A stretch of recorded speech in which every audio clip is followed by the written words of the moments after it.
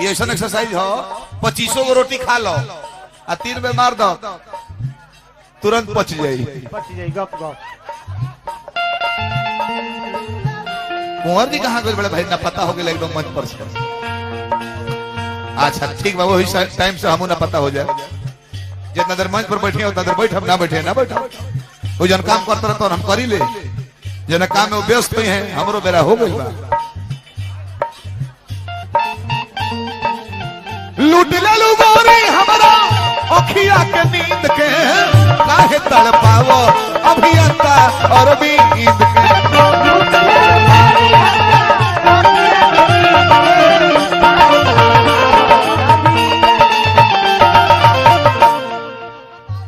ना सताई अरे कबू नहीं आई तहरा संसार में ना सताई कबू नहीं आई तहरा संसार में और जा जा धोखा कोई प्यार जर जर जा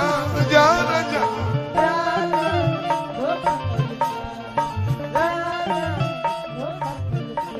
इधर आओ इधर आओ चल जा। अरे डाली तो डाली पर क्या डाली जिसने भी डाली बुरी नजर डाली हमने भी डाली तो एक डाली पर नजर डाली जिस डाली को किसी बेवफा माली ने पहले ही कतर डाली।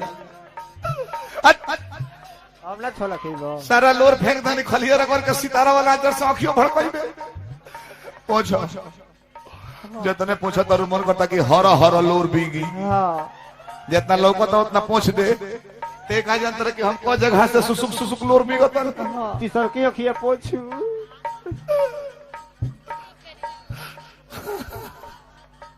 करी जा बोला हमार करेजी रोआ रोई जान रो रो तरी तो बुझाता हमार करेज फान के खून गिरता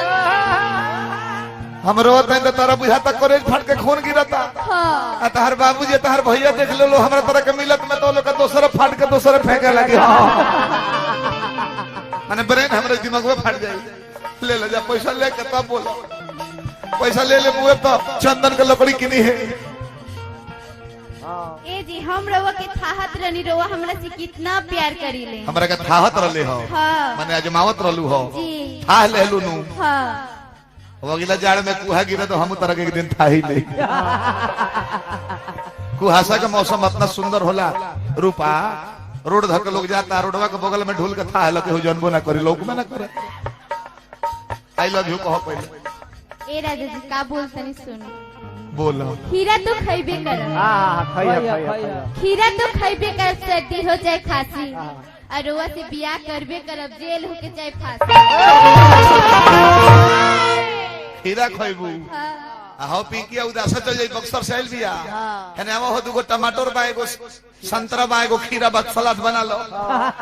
चटक ना लगी ना तो अपने धनिया का पत्ता न चोर ली है करनाइल बा पूरा रोपाइल बा खेता में तोन कहत नहीं हां लगिए बा लगिए भैया कोनो खेत में बगल में रोपाइल बा ऐसन गाव के लोग हंस गनई गाव के चटक लागे जरूरी बा गाड़ी तो बतबे नहीं लगी सरवा कहबा तबे नहीं लगी आजी माई के करे बतबे नहीं लगी क्वालिटी दो